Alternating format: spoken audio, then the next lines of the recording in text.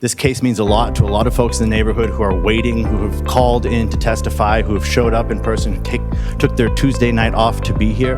And to postpone this case means to send everyone home who is ready to testify, who cares deeply about this case. So I ask you to please, please, please, out of respect for everyone's time and out of respect for this community and out of a sense of genuine urgency for the lives of the people who are on the street right now, let's hear this case tonight. Thank you.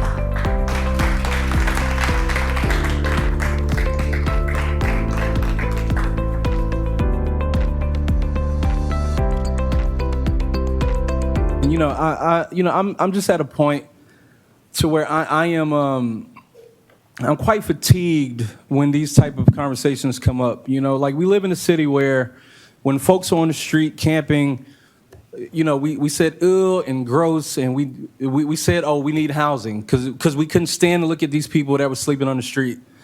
Now that we have a place where we can build permanent supportive housing, now we have people saying, oh, not here, right? Like this whole "not in my backyard" thing, and it's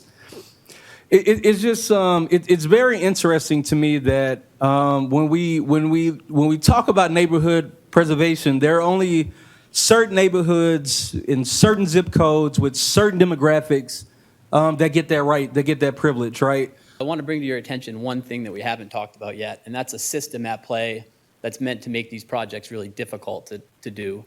And we've talked about timing issues associated with the tax credit program at the state level.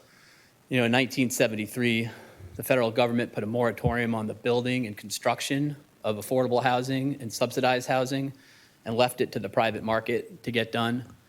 They provided low barrier mortgages to white households that were living in the city so that they could create the suburbs, and pushed a lot of black residents into the cities. When that moratorium happened, the affordable housing boom happened. A lot of affordable housing created by private developers in the 70s and 80s. And they signed 20-year, 30-year HAP contracts to stay affordable in those communities. Well, in many communities, in urban communities, the cost for the market units in the 90s and early 2000s began to go up. Those private developers took those affordable units off the market, and now we have modern-day homelessness in our communities. Although at the moment in Austin, due to the current census, black people make up approximately 7.8% of Austin's population. They make up almost 40% of the unhoused community. So this conversation is absolutely a fair housing conversation, and it is appropriate to frame it as such.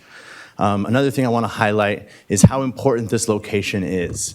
Right? This location couldn't be better. It's close to high-frequency bus routes, to amenities, to health clinics, to everything that these folks need. We have a lot of unhoused residents in that area that could possibly benefit from these units, these supportive housing. And you look at how can you help your neighborhoods. One way is approving units so these people can get off the streets so that you're no longer complaining about where they're at, where they're residing, being in front of small businesses and things as such. A lot of the amenities in that area, health-related. They have groceries, I believe it's the H-E-B market there in Hancock. A lot of places that these unhoused individuals and residents that are at high risk of being displaced in Austin right now in this crazy market, they have opportunity to pretty much strive and survive in those areas. I'd like to reiterate that with the zoning in hand, they'll be more likely able to access those funds that they're talking about. Receiving that funding really can't come forward without assurance of zoning for the case and the project. And permanent supportive housing has led to increases in something like 86% of residents maintaining stable housing. I appreciate you all because these proceedings are painfully boring, and I sincerely appreciate your willingness to do that. I'm going to tell you what is not boring is I run an organization called the Other Ones Foundation, and I go into work every day into a giant homeless encampment where we have about 160 people experiencing homelessness that we care for day in and day out. And brother, I don't even know what to say. Like, what are we even doing here? Like, why are we even talking about this? This is insane. Of course we need more permanent supportive housing. Of course we need it now.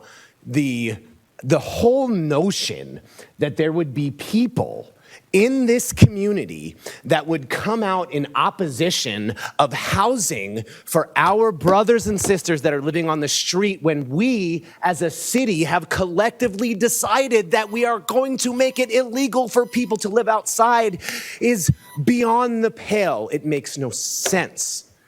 It's crazy. Like 14 kids and 2 teachers were killed today, and instead of us collectively as a community leaning in on that, taking a pause to think about really important issues around like what can we do to keep our kids safe at school? What can we do to keep the 86-year-old black woman that was shot in a supermarket safe?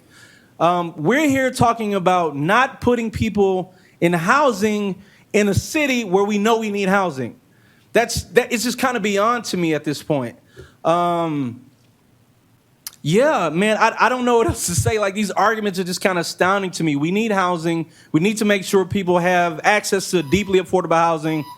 Let's just give them deeply affordable housing.